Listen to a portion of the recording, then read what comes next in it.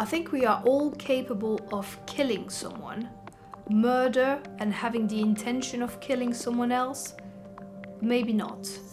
But killing someone, probably, because if you think about the circumstances in which that could happen, someone is threatening your loved one, someone is attacking people that you care about, you might then feel that need of defending someone else and sometimes having to kill the other person if they are escalating the situation. I think there's a fascination with serial killers because there but for the grace of God go I. They demonstrate the worst of the human condition, and people can console themselves with the thought that at least I'm not like that. They represent a fascination time after time, and I've talked about serial killers a lot. People ask me, well, why did they do it? And the answer is there's no one simple answer. There are probably many answers. I murdered him. With what? A knife. Why would you have done that? I've always wondered what murder felt like. There's no denying the appetite for trying to understand what made X-killer do it, and particularly multiple killers. And you can offer any explanation you like. I mean, you can talk about Bundy and say, he was unhappy, or he wasn't. He was incredibly balanced. Well, I won't kid you to say that it's something that I feel that I am in control of, or something that I've come to terms with, because I haven't. Gacy was an upright member of the community until he ran out of space under the house and had to dump the bodies in the river. It is not something that is somehow people want to shove away, to keep out of sight. They want to indulge themselves because it's, well, goodness me, at least I'm not as bad as that.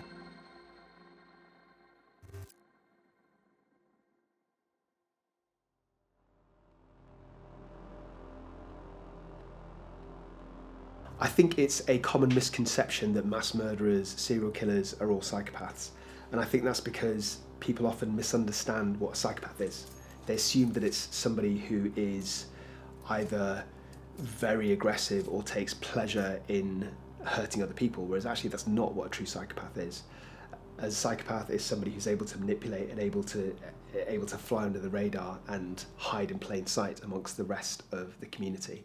And most serial killers would struggle to do that. Two of Britain's most infamous serial killers and psychopaths were Fred and Rose West, a couple whose crimes spanned decades and whose legacy remains one of the darkest chapters in modern British criminal history. I'm Dr. Peter Hughes. I'm a writer, psychologist, a philosopher, and I specialise in the darker side of human behaviour.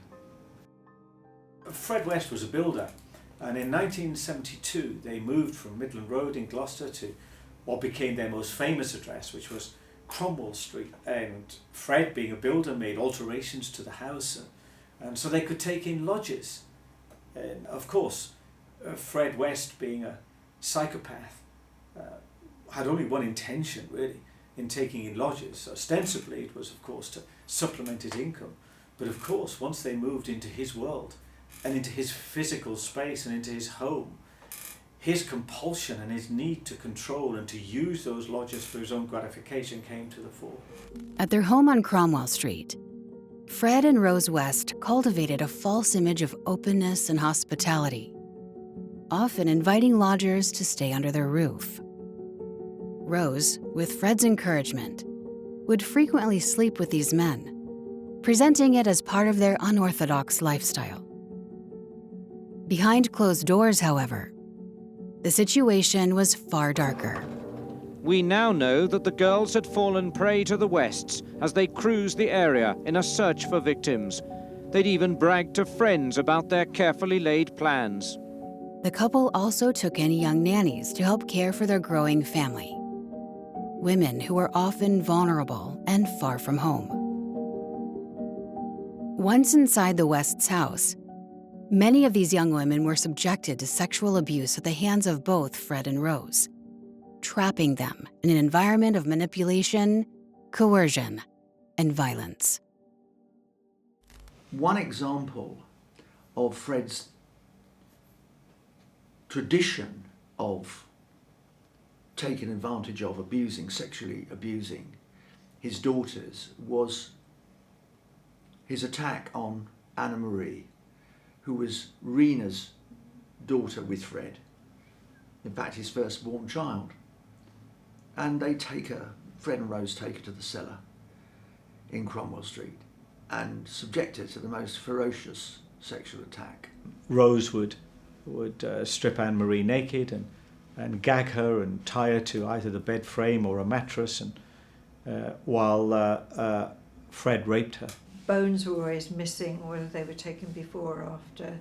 Most were taken after, but you don't know what actually happened. There was a hook. And she would explain to Anne-Marie, after the degradation was complete, that what Fred was doing was just a father's job, and it was completely normal and it was completely acceptable, and that she must not say anything to anyone, which of course is the perpetual exhortation of the psychopath and the serial killer to their victims, especially when those victims are young and vulnerable, and they, by intent of the serial killer, in this instance, survive the ordeal.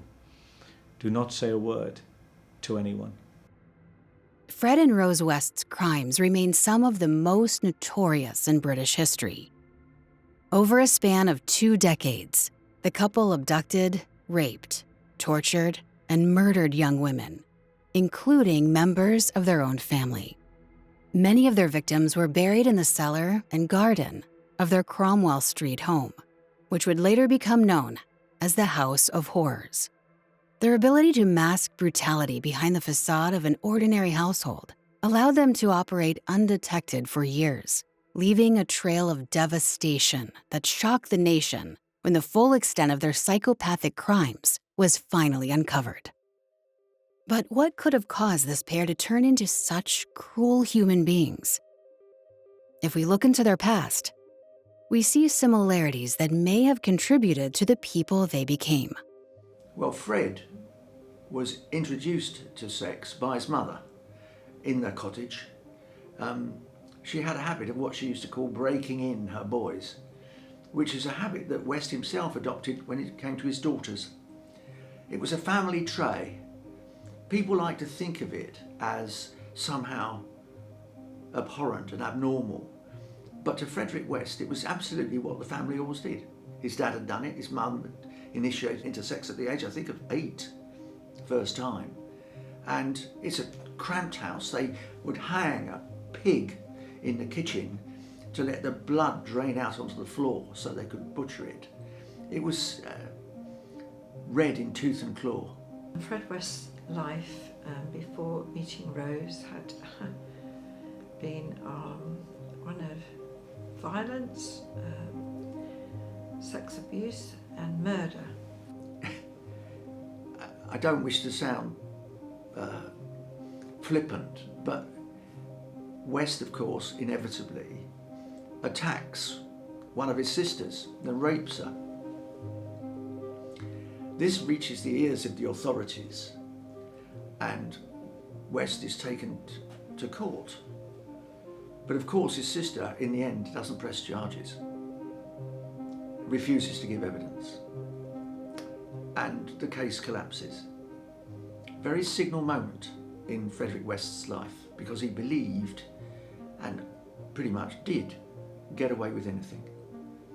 After all, you can rape your own sister and not suffer for it. I'm bulletproof.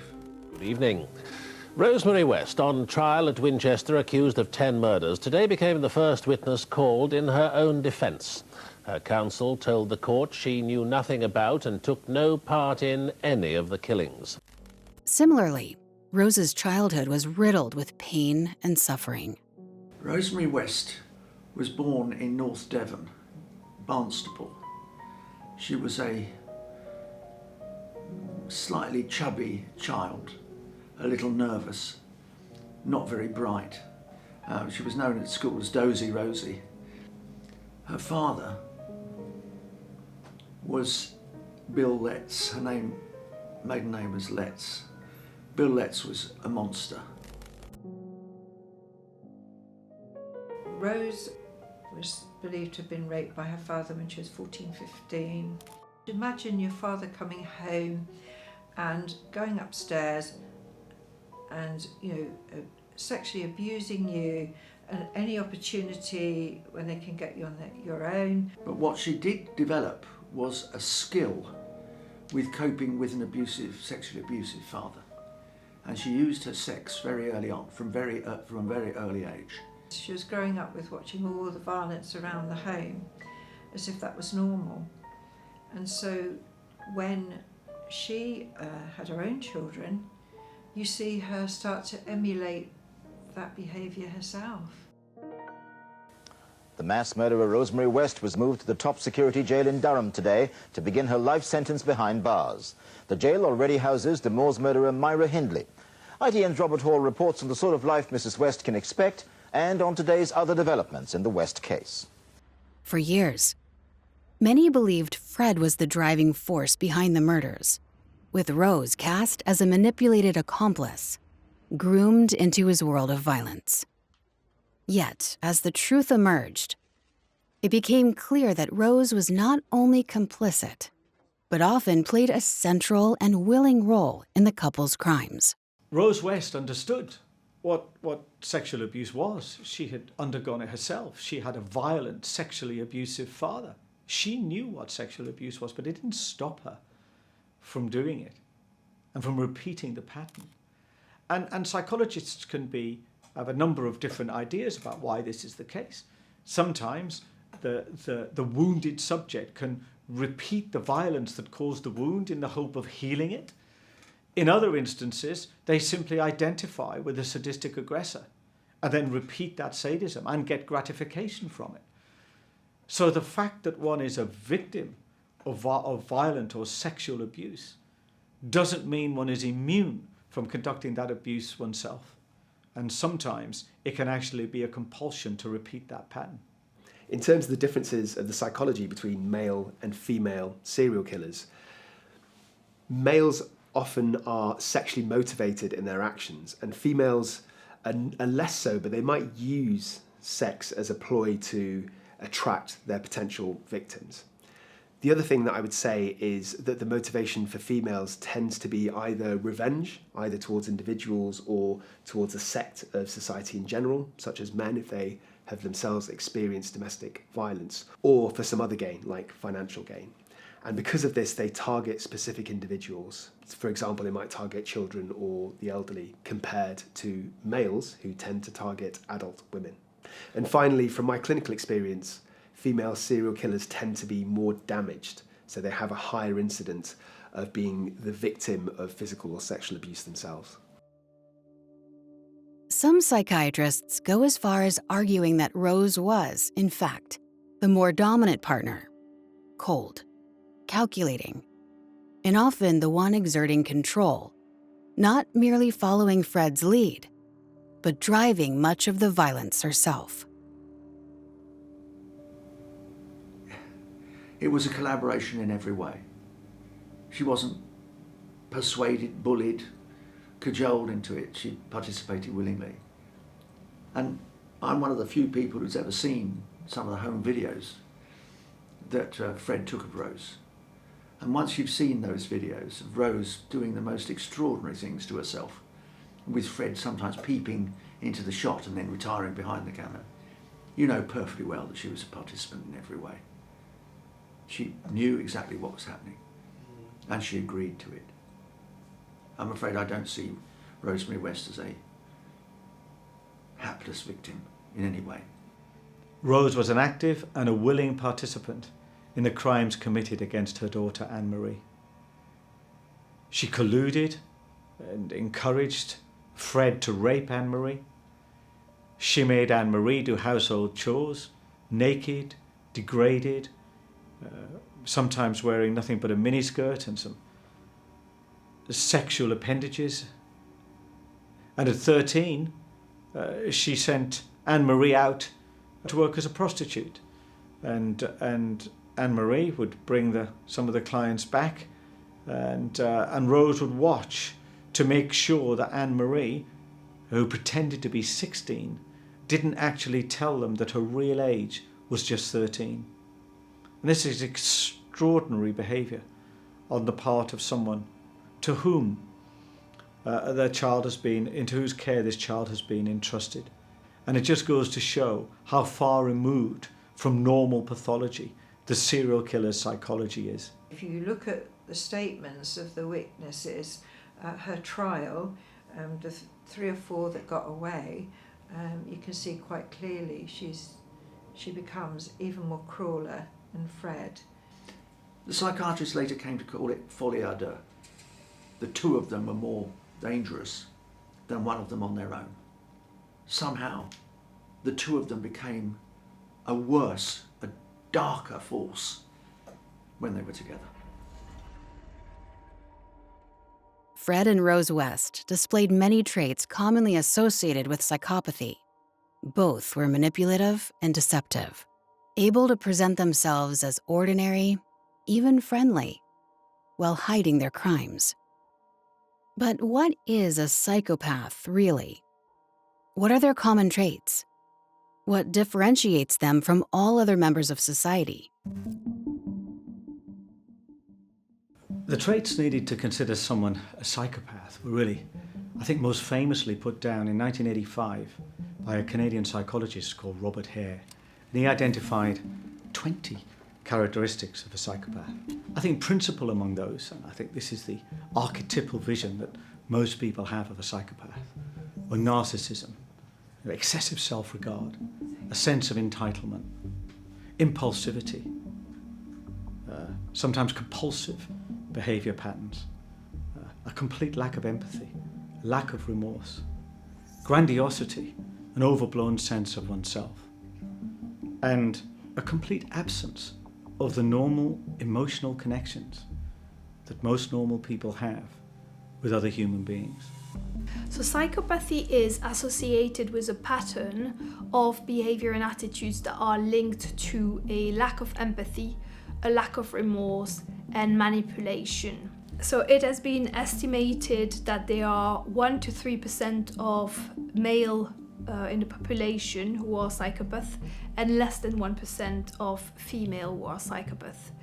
And another way also of looking at psychopathy and diagnosing it is through MRI. So there has been lots more studies looking at whether that was something that could be seen in the brain patterns. So MRI have been conducted, and it has been found that the way the brain is functioning can be seen as different from other people who are not psychopaths. Psychopathy is like an extreme version of antisocial personality disorder. So it has some of the key features like impulsivity and aggression, but on top of that, a psychopath is very manipulative and deceitful. A true psychopath knows how to blend into society. The Wests showed a profound lack of empathy and remorse, treating their victims as objects to be controlled and discarded. Their violence was often sadistic, carried out for their own gratification rather than survival or necessity. Together, they thrived on domination, secrecy, and control, embodying the coldness and cruelty that defines psychopathic behavior. When it comes to psychopathic killers, there's only one whose name is infamous for both his charisma and cruelty: Ted Bundy. Good evening and welcome. This is the July 1st edition of 1986. I'm Roger Mudd. And I'm Connie Chung. 10 years ago tomorrow, the Supreme Court of the United States reinstated the death penalty. And tomorrow, a man named Ted Bundy was going to die in Florida's electric chair. He's been granted a last-minute stay of execution, pending an appeal based on legal technicalities. Ted Bundy is not just another death row inmate. Convicted of 3 murders in Florida, suspected of a great many more in Washington State, Oregon, Utah, and Colorado. Ted Bundy became infamous to the people in those states partially because of the extreme brutality of his crimes and also because his trial was widely televised.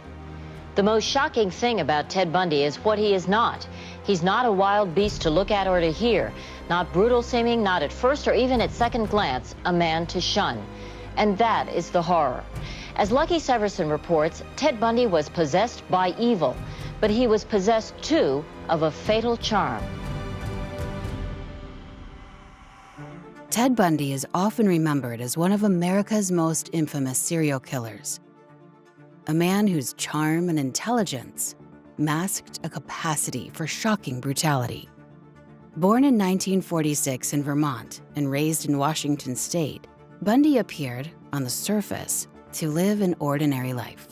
He studied psychology at the University of Washington, volunteered in politics, and even worked at a suicide hotline. It's hard for me to believe that what I did is newsworthy, and my part in the campaign was so insignificant. I'm embarrassed that I should be getting this publicity from it. Really embarrassed. But beneath this facade, Bundy harbored violent compulsions that would eventually make him one of the most feared killers in modern history. Each time I'd harm someone, each time I'd kill someone, there'd be an enormous amount, especially at first, enormous amount of horror, guilt, remorse afterwards. But then that impulse to do it again would come back even stronger. Bundy's crimes began in the early 1970s, and his method was as manipulative as it was deadly. He frequently lured young women by pretending to be injured, sometimes wearing a sling or using crutches, and asking for help carrying books or loading items into his car. Once the victim let her guard down, Bundy would strike, often with a blunt object, before abducting, assaulting, and ultimately killing her.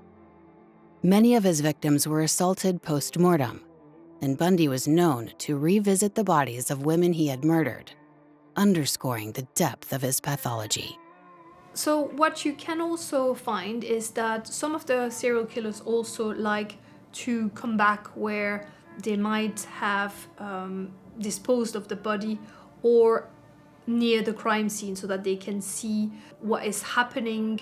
They want to understand also the progress of the investigation, but also sometimes it's about reliving their fantasies. So sometimes for some of the necrophiliac, they will have buried their victim somewhere and will go back to that place to have that sort of sexual fantasies and memory and relive this really. The full scale of his crimes remain uncertain, but Bundy confessed to the murders of at least 30 women across 7 states, though investigators believe the true number could be significantly higher.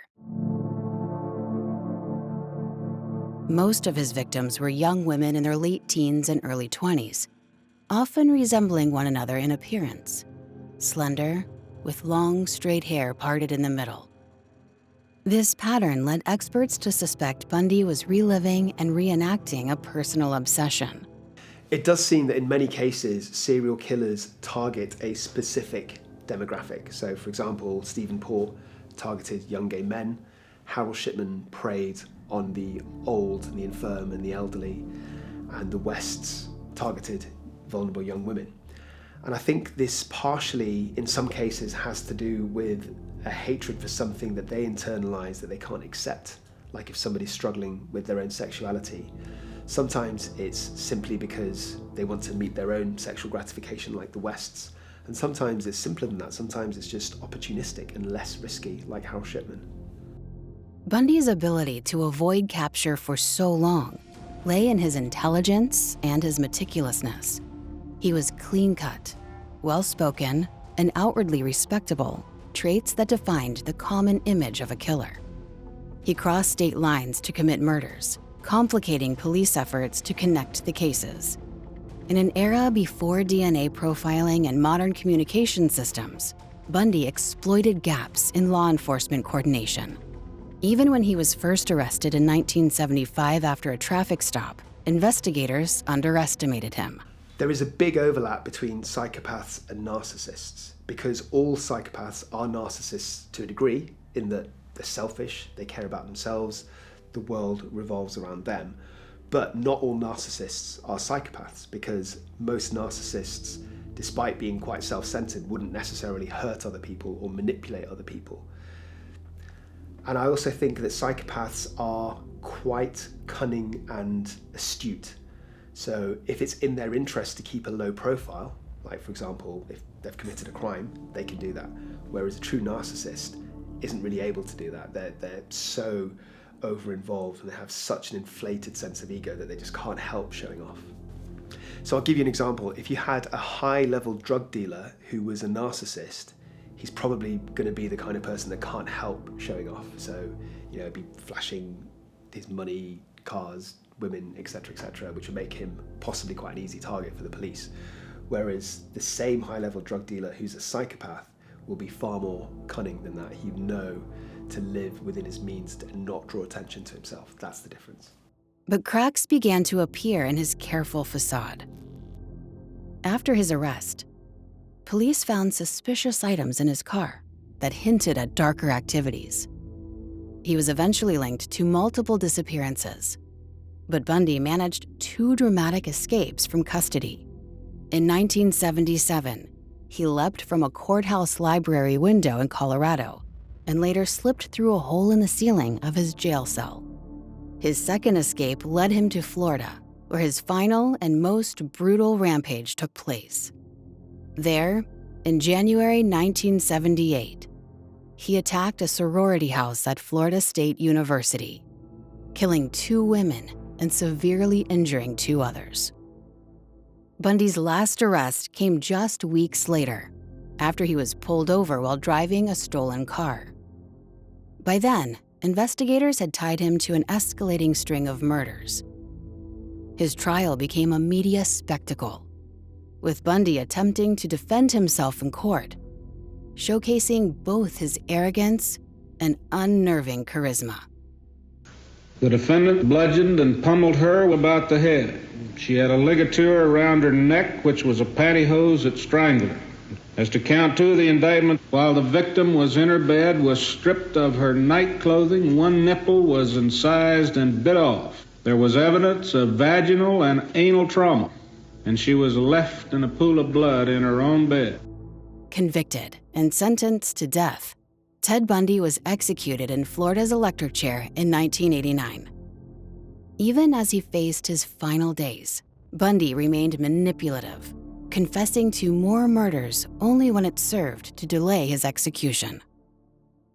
Bundy's case remains a chilling study in deception, violence, and the psychology of psychopathy. His crimes exposed how easily a person can mask monstrous impulses beneath a veneer of normalcy, reminding us that the most dangerous predators are often those who can hide in plain sight. So an interesting question is, are psychopaths self-aware? Do they understand their own abnormal behavior?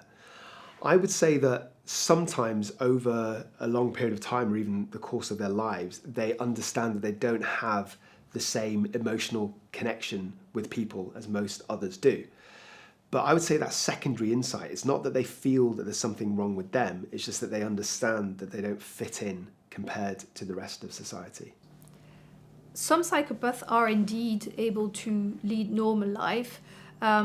James Fallon, who is a neuropsychiatrist, has been studying psychopathy and found that himself was a psychopath, so more of a successful psychopath, and hadn't realized until he was confronted with his MRI scan.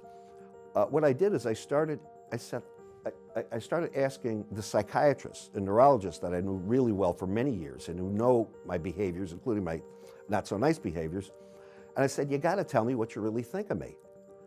And each one of them had said, well, you know, we've told you for many years, you do psychopathic things. You're probably a borderline psychopath. Then I asked all my close friends, my wife, people in my family, and they all had the same thing to say. And at that point, it was really kind of hit me. I was like, well, this is maybe true. Psychopaths are not always criminals. And you will find some successful psychopaths in the corporate world, some people being CEO, some being surgeon, lawyers, and some of the characteristics of psychopathy, like sometimes the lack of empathy or lack of remorse, like if they need to fire other people, when there are very high stake risk decision, where they have to keep their cool, are characteristics that are very useful then to be successful in their own line of works. So they'll do anything to gain promotion, to make their way up the hierarchy. They might lie about colleagues, they might stab a long-term colleague and friend in the back, and that's why they succeed compared to the normal, typical human. In terms of warning signs, red flags that a child might grow into something like a psychopath or a sociopath, there definitely are a few. There is aggression in early childhood, although I would say that that can be a red herring, because you can have a lot of aggressive children that either grow out of it or have other diagnoses, such as antisocial personality disorder. I think what's probably more relevant is a lack of an emotional connection. So a child who might show affection towards but doesn't feel a deep bond or love towards their parents, towards their siblings, or even their friends, I think that is a clear telltale warning sign. So that doesn't necessarily mean they're a loner. They can be a bit of a social butterfly, but they don't really care. They don't have a deep empathy with anybody from childhood. Another warning flag would be very manipulative behavior. So a child that manages to entice other children around him or her to carry out their bidding, I think would be something we'd have to look out for. And also generally a lack of fear. So going into situations that other children would be terrified of doing, but they do that perhaps because they have a low threshold for boredom and they're the kind of kid that likes to seek thrills.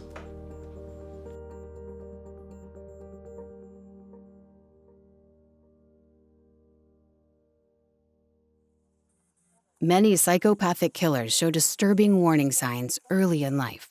Edmund Kemper, for instance, tortured and killed animals as a child, while Jeffrey Dahmer was known to dissect and collect animal remains.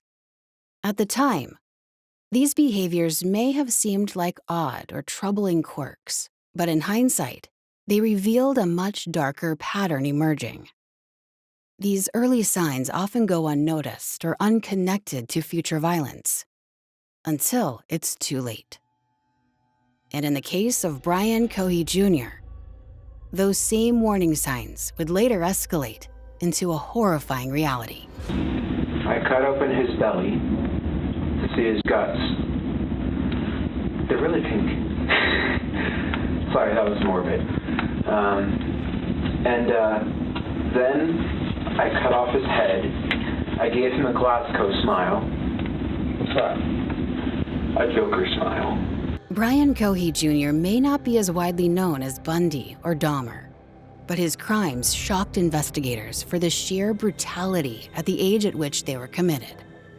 In 2021, at just 19 years old, Cohee lured Warren Barnes, a 69-year-old homeless man, to under a highway overpass in Grand Junction, Colorado, where he stabbed him to death and dismembered the body.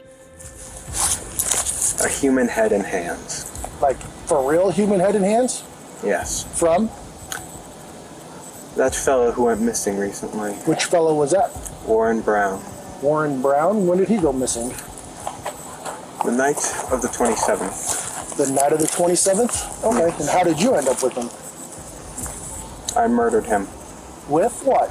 A knife. Why would you have done that? I've always wondered what murder felt like. Forensic psychiatrists later pointed to his fascination with violence from an early age as a chilling echo of the childhood warning signs seen in other psychopaths. You know, the worst they have is they play video games. They drink too much Pepsi. That's my only complaint when all his friends come over. They stay up too late. Okay, none of them are... I don't know what happened. I don't know why, what made him go... You know, and I'll never know that question. I don't know how many times you want to ask me. I don't know why, who, when, where. I don't know anything. I'm just as in the dark about this as you. Sure, and I don't know that anyone will ever be able to answer this. On February 3rd, 2023, Cohee was found guilty of first-degree murder and sentenced to life in prison without parole. Cohee's case is a reminder that the psychological profile of a killer can emerge frighteningly young and with devastating consequences.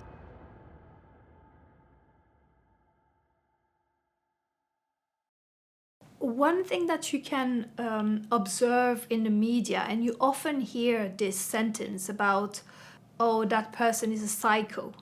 And you then wonder, does psycho mean someone who is crazy or someone who is just evil?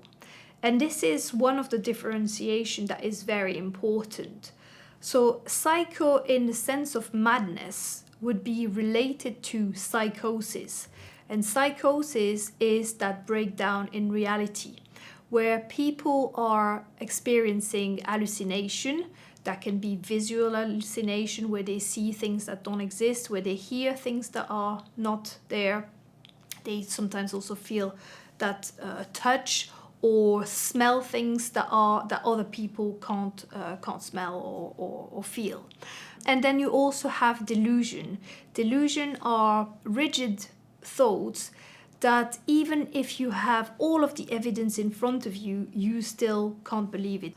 So one of the best form of psychosis that is well known is schizophrenia, that is characterized by those hallucinations and delusions.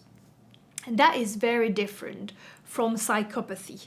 Psychopathy, where the individual know what is wrong and what is right, but choose to go with wrong because they don't have that sort of same emotional attachment. They don't feel things in the same way as other people, and they have that lack of empathy, that lack of remorse.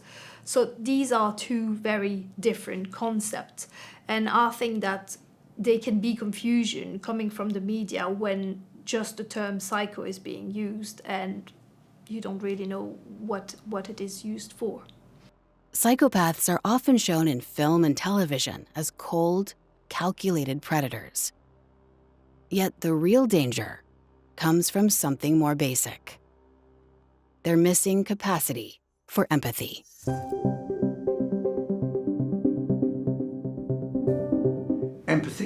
Empathy is having a sympathy with your fellow human being. In other words, you're capable of understanding their emotions, that they may be upset, hurt, angry.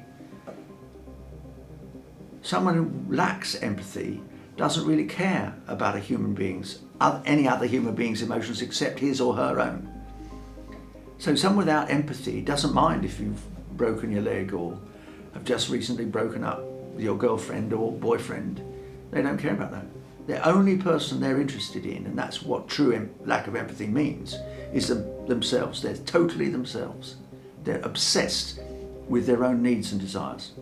Empathy is distinctive for psychopaths by its absence. There were some studies done and looking at the limbic system and the amygdala, basically the emotional centers of the brain, when psychopaths and people far on the psychopathic spectrum were shown terrifying images, like horrific images. And whereas most people, the amygdala would be lighting up and we'd all be showing extremes of emotional response. For the psychopath, it was just darkness. It was complete darkness. The amygdala is a tiny part of the brain that processes fearful and threatening stimuli. It is the part of the limbic system that controls emotions, including aggression. The limbic system is the part of the brain that deals with emotions and behaviours, particularly behaviours that are related to our survival instincts. So, for example, reproduction, feeding our young, and the fight or flight response. For a normal person, empathy is just the ability to care, to love for someone else, to put yourself in someone else's shoes, and to see their lives, their emotions, their careers, their families, their beliefs, their values, to see that as important, to care for them when they're wounded, to make sure that if they're emotionally hurt, that you're capable of understanding that hurt and soothing that hurt. Whereas for a psychopath, of course, all that is absent because human beings only exist as a means to an end, which is their own self-gratification. When you read about trauma and horrible environment and horrible treatment that some of the serial killers receive when they were children, you then sometimes think, well, they really had all of these risk factors accumulating, and if only something or someone had been there to try and stop that, then hopefully they wouldn't have gone on to committing these crimes. So you do feel like it is a shame, but then also there are many other people who have had horrendous life condition and who do not go on to committing serial killings. Do you believe anyone is born evil?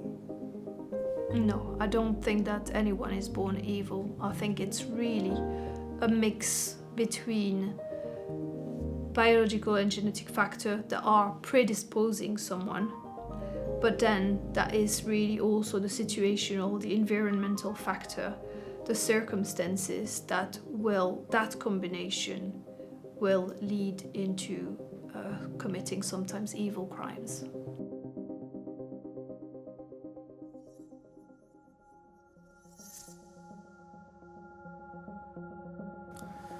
One of the questions that we all have to confront when we come across a human being who has committed an extraordinary litany of crimes. It could be somebody who was a concentration camp guard, Auschwitz.